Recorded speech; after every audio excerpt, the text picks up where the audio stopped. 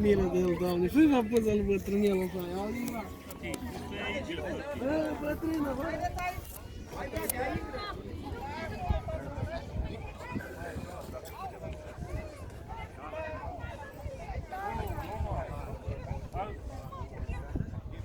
Bă, Iisuse meu scump.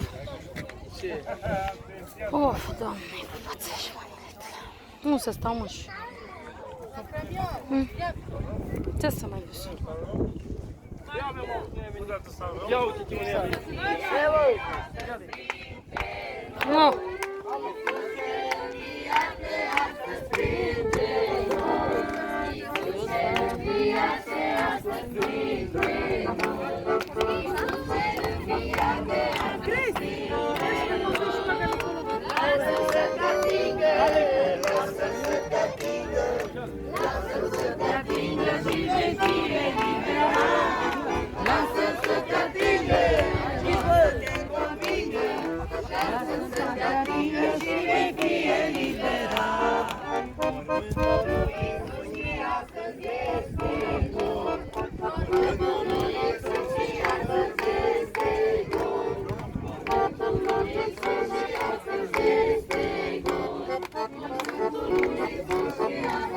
Dă-i putere, Doamne, mai puțin.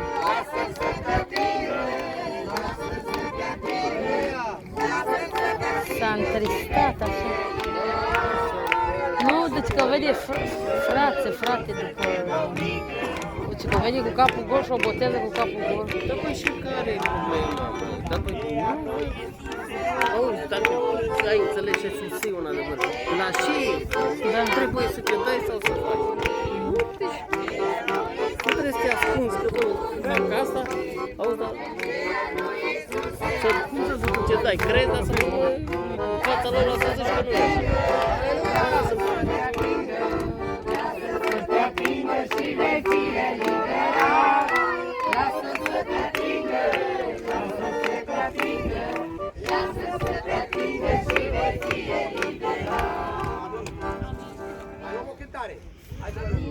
Doamna signore, vi arată cu noi.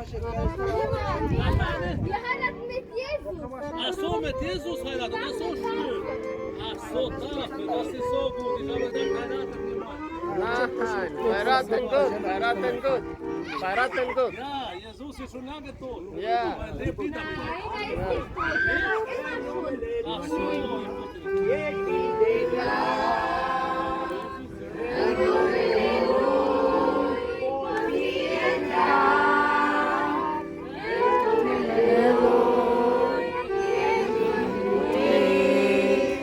În numele Lui.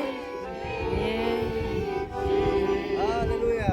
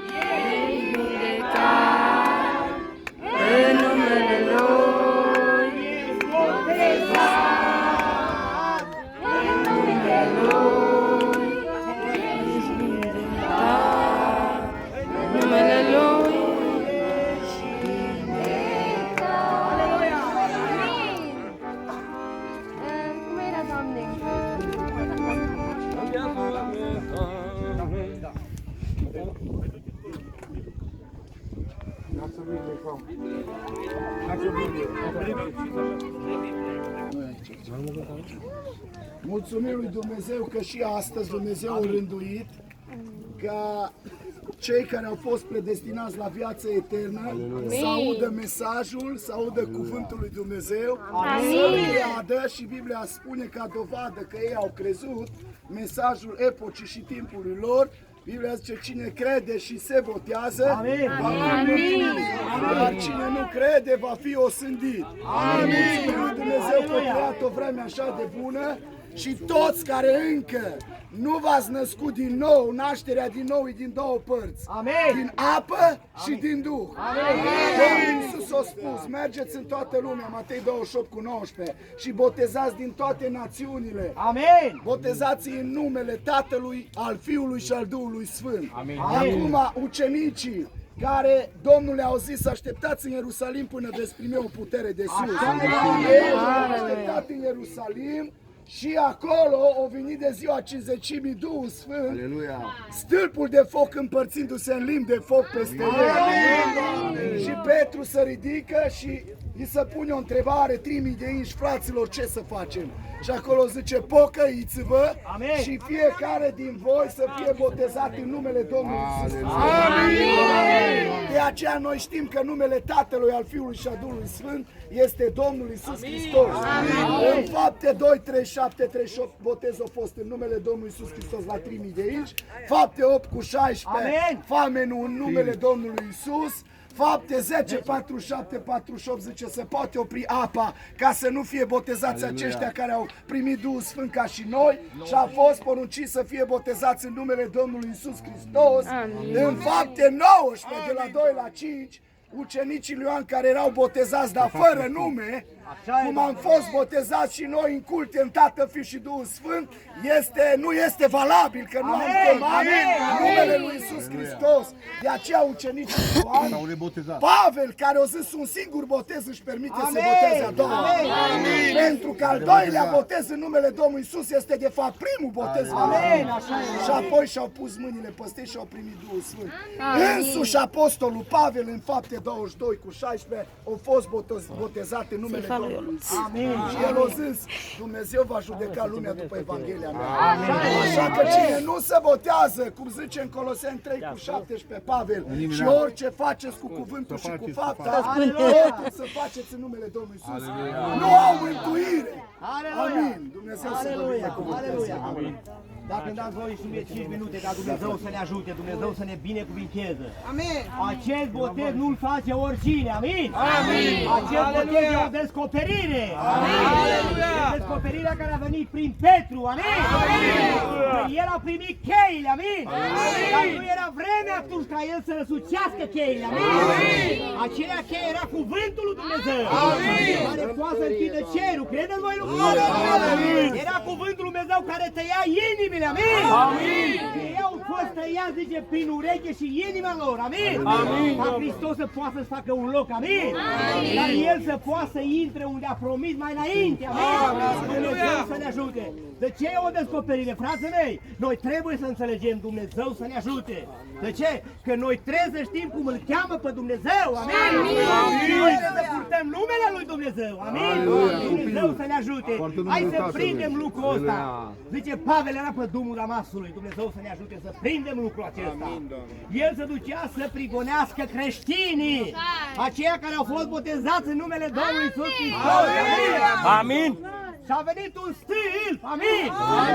Acela care a venit la cinzecime a venit tot acela, amin? Și a venit la unul singur, gândiți-vă, să-l antreneze, să-l trimeată, unde? La neamul, să ia o viață, amin?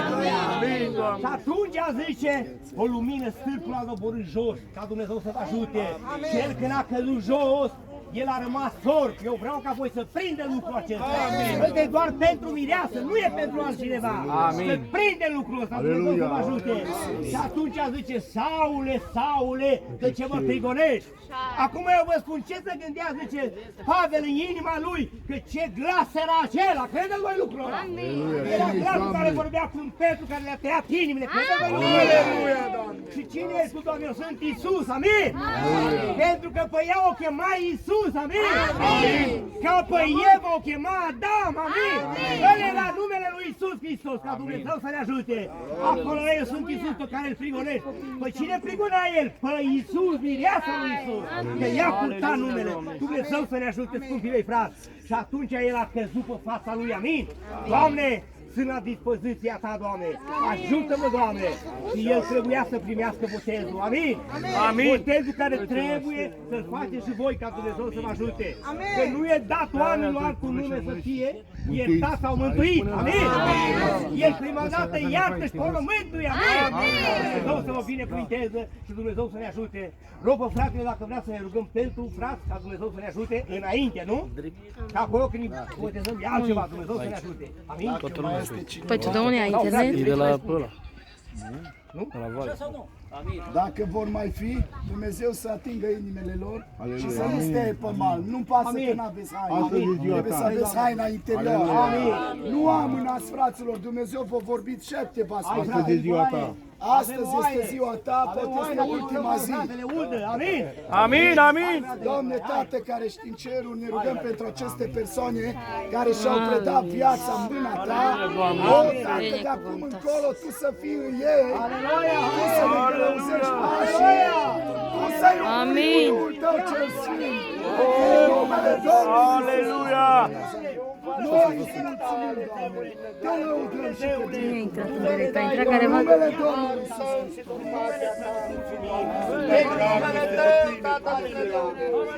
Te-am părătăcit, Doamne. Tu m-ai adus, Doamne, la adevărul.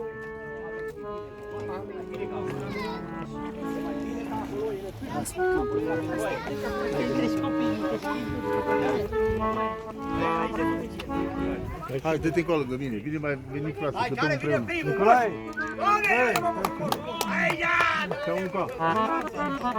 Dă-i putere, Doamne, Tu să-l întinerești ca vulturul, Doamne!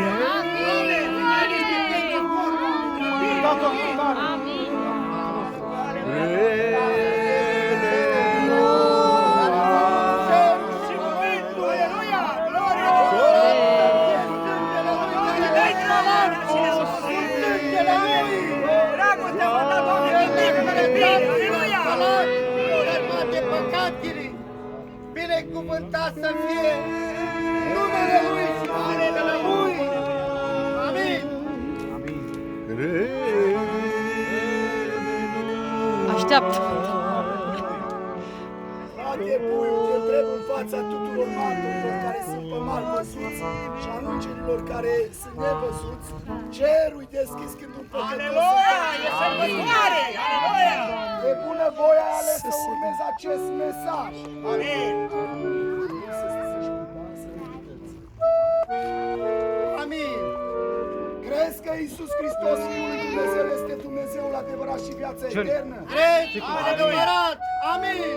Accept pe Iisus Hristos ca Da, e Mântuitorul tău personal. Adevărat. Amin. Și până când vrei să-L urmezi? Până la veșnicie. Aleluia! Aleluia! Pe baza mărturiei tale și a credinței tale, noi te botezăm în numele Domnului Iisus Hristos spre iertarea păcatelor tale. Amin.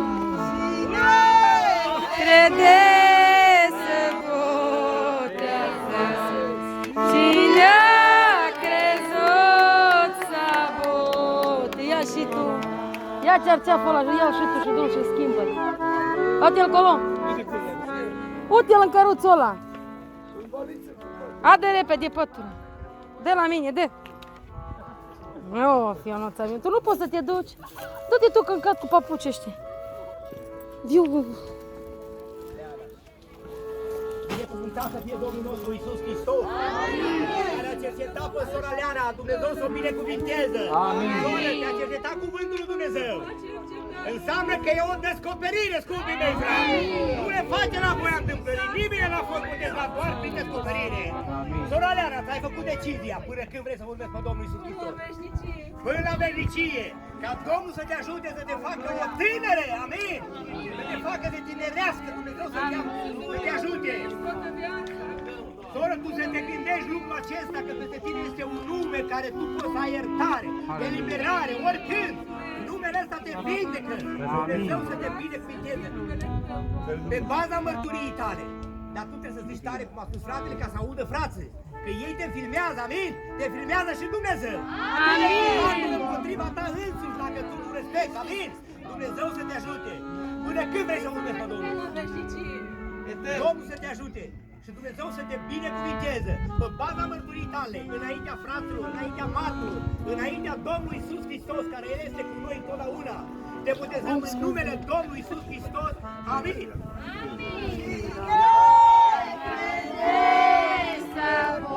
Du-te, Corin, dă-mi telefonul, du-te, prinde-o, tu, că tu cac cu papuci ăștia. Boteza. Domnul i-a botezat și mine.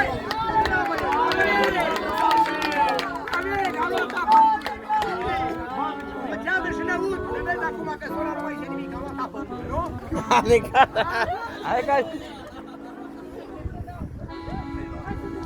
Ține și tu telefonul ăsta, Ionut.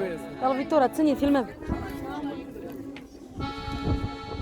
Frate Costel, te întreb în fața tuturor marturilor văzuți și nevăzuți. Cerul deschis ce O, Doamne Iisuse, cât de mare ești tu. Fraților, eu nu știu, poate că mai este foarte puțin care trebuie să fie. Când ultimul intră, noi plecăm. Aleluia! Aleluia, Iisuse! Crezi pe Domnul Iisus Hristos? Crezi că acest mesaj care l-ai auzit e adevărul absolut? Da! Ajută-mă! Crezi că Iisus Hristos, Fiul lui Dumnezeu, este Dumnezeul adevărat și viața eternă? Amin! L-accept pe Nu Iisus știu pe Hristos costelul ca ăsta. mântuitorul tău personal? Da! Și până când vrei să-L urmezi? Toată viața! Pe baza mărturiei și a credinței tale, noi te botezăm în numele Domnului Iisus Hristos spre iertarea păcatelor tale. Amin! Se botează. Cine a crezut s-a botezat.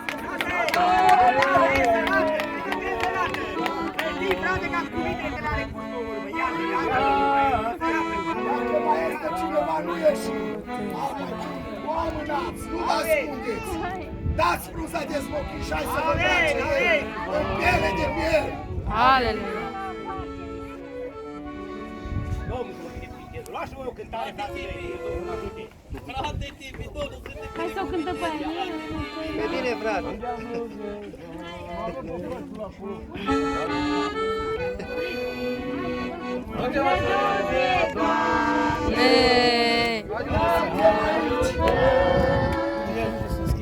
Dar nu s-a dus fetele, le-a cat cu papuci ăștia. Cineva să